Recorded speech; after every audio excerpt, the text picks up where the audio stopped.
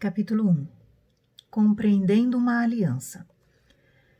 Para entender Deus e a Bíblia, é fundamental compreendermos o significado da palavra aliança. Portanto, antes de podermos entender e desfrutar da plenitude da nova aliança, devemos compreender o significado de uma aliança sob a perspectiva bíblica. A aliança é a mensagem central da Bíblia e nos mostra por que Deus faz o que faz e diz o que diz. É através dela que Deus se relaciona com as pessoas. Além disso, sem compreender seus fundamentos, não conseguimos interpretar a Bíblia de forma correta. Não faz muito tempo, vi uma camiseta em que estava escrito: seja qual for a pergunta, chocolate é a resposta. Quando li essa frase, pensei, isso também vale para a aliança. Seja qual for sua pergunta sobre Deus ou a Bíblia, a aliança é a resposta, porque Deus é um Deus de aliança. Aliança ou contrato? Uma aliança, assim como um contrato, é um compromisso que une duas partes através das obrigações por ela estabelecidas. Embora tanto a aliança quanto o contrato sejam um compromisso, há uma profunda diferença entre eles, e confundi-los causa um impacto negativo enorme sobre a nossa vida e experiência cristã. Não estamos ligados a Deus por um contrato, mas por uma aliança, porque Ele é um homem de aliança e não de contrato. Num contrato, as partes negociam entre si até chegarem a um acordo que, então, torna-se um compromisso, o que significa que agora elas estão legalmente comprometidas uma com a outra. Numa aliança, não há negociação. A parte mais forte oferece a aliança à parte mais fraca, que pode aceitá-la ou rejeitá-la. Perguntei a muitos cristãos se eles já haviam tentado negociar com Deus numa ocasião ou outra, fazendo algum tipo de barganha com Ele, e a maioria deles respondeu que sim. São barganhas do tipo: Deus, se o Senhor me curar, abre parênteses, ou curar meu ente querido, fecha parênteses, dedicarei minha vida ao Senhor para sempre. Ou Deus, se o Senhor me tirar dessa confusão, prometo que viverei somente para o Senhor. Deus, eu lhe darei 10% de toda a minha renda, portanto, o Senhor tem que me abençoar. E outras parecidas. Conversando com eles, vi que isso ocorre principalmente quando estão enfrentando uma situação desesperadora, muito difícil mesmo, ou até impossível. É em momentos assim que eles pensam em todo tipo de barganha com Deus e geralmente chamam isso de voto, mas na verdade é uma barganha através da qual tentam obter algo de Deus. Não podemos fazer isso. Não podemos negociar ou barganhar com Deus simplesmente porque Ele é um Deus de aliança, não de contrato. Outra razão pela qual não há negociação em nossa aliança com Deus é porque não temos nada do que Deus precise, pois Ele é autossuficiente. Mas num contrato, ambas as partes têm algo de que a outra pessoa precisa. Por exemplo, digamos que eu queira uma casa. Encontro um construtor, negociamos o preço, chegamos a um acordo. Nós dois assinamos o contrato e agora estamos legalmente comprometidos um com o outro. Eu quero uma casa, o construtor quer o dinheiro. Se eu não lhe der o dinheiro, o construtor fica livre do contrato e do compromisso de construir uma casa para mim. Se o construtor não construir minha casa, também fico livre do contrato e não lhe devo dinheiro algum. Um contrato pode ser quebrado por apenas uma das partes e se tornar inválido, pois é um compromisso mútuo, mas a aliança não é assim. Se quebrássemos a aliança com Deus, Ele permaneceria fiel e manteria sua parte. Nós sofreríamos as consequências definidas nela, mas Deus ainda manteria a aliança que ele fez conosco. A diferença entre um contrato e uma aliança é tão profunda quanto a discrepância entre a prostituição, abre parênteses, um contrato, fecha parênteses, e o casamento, abre parênteses, uma aliança, fecha parênteses. Quem procura uma prostituta faz um contrato. Um quer sexo e o outro quer dinheiro. Eles negociam, entram em um acordo quanto ao preço e o contrato está feito. O casamento definitivamente não é um contrato, mas uma aliança. Infelizmente, muitas pessoas hoje em dia o veem como um contrato, mas Deus jamais o planejou para que fosse assim.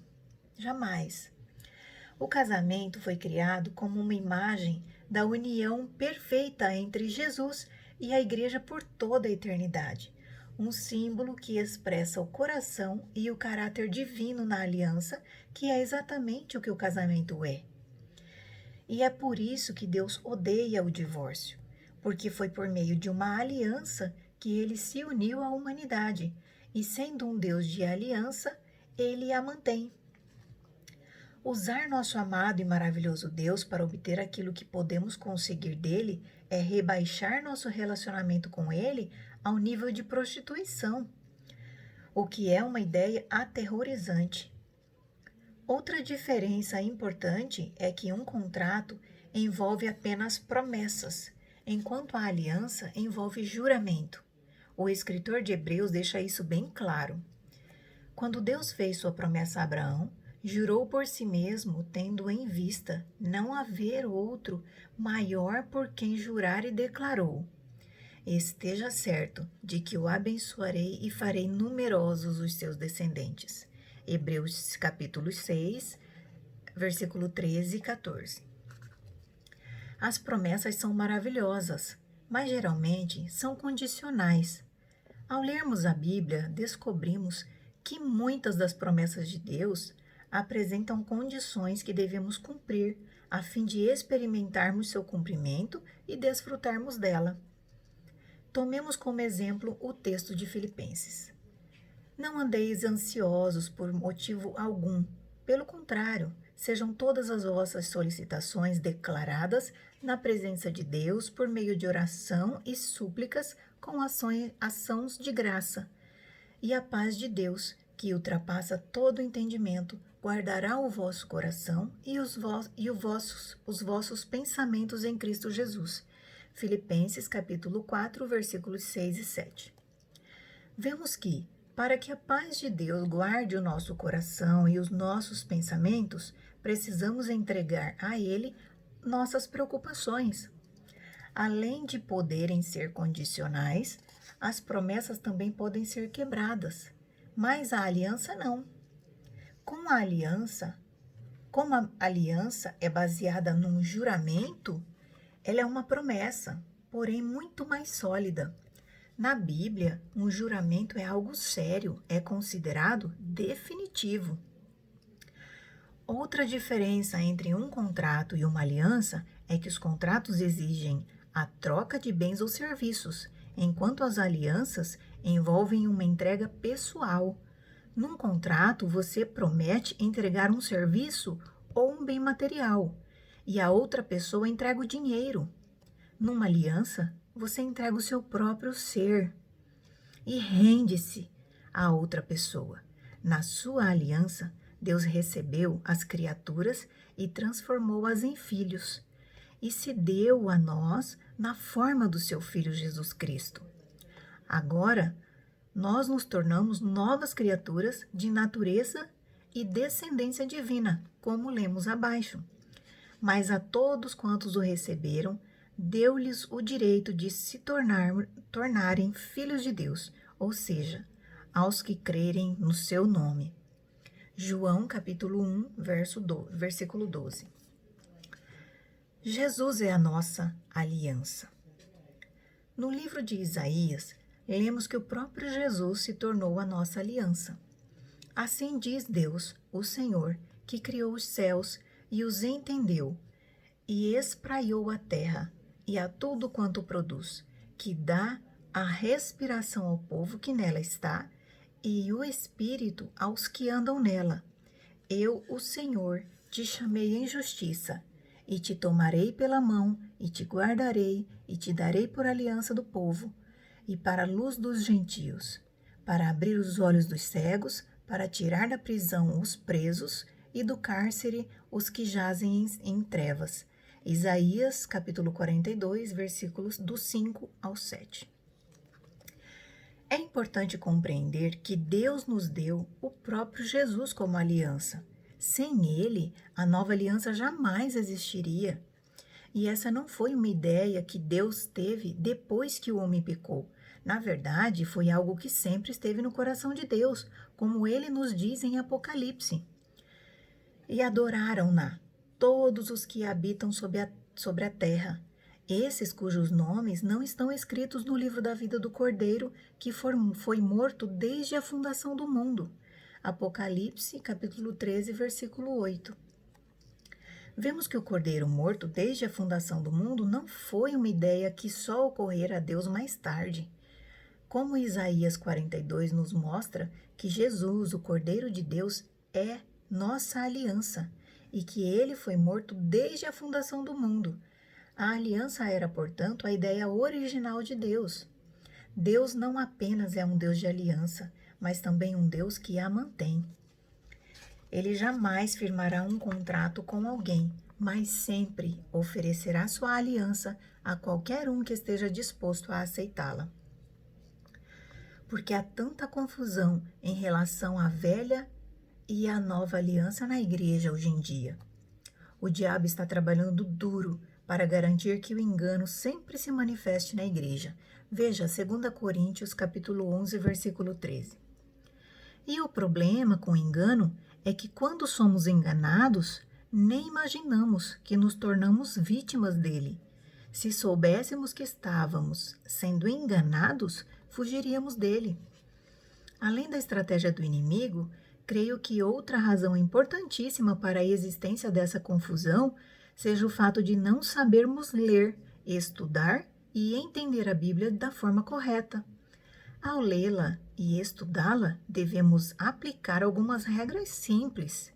Primeiro, devemos nos perguntar com quem Deus está falando, pois a Bíblia faz distinção entre 3 grupos de pessoas às quais Deus se dirige: os judeus, os gentios e a igreja de Deus.